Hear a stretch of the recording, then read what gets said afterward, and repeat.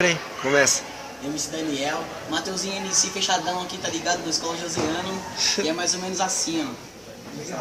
Pode falar, aí. Pode ir. Ela é muito gata e muito inovante. Por onde ela passa, chama a atenção da gente. Não chama pra dar rolê. Ela que vai escolher se é a Captiva ou a CZRE. Hoje vai ter festinha, ela no meu AP. Pô, chama suas amigas, porque o baile vai ferver. Mas se o baile vai ferver, mas se o baile vai ferver. Daniel de Captiva, meu mano CZRE. Pegou a morena, ele pegou a lourinha. Tu tá ligado, que a festinha sem na pracinha. Esse dia de semana, esse dia de semana. No final de semana, nós partimos para Copacabana.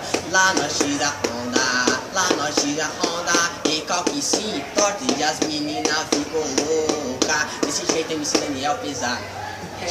Matheus MC é mais ou menos assim, ó. Essa menina é gata, essa menina é linda. Quando ela passa, ela hipnotiza.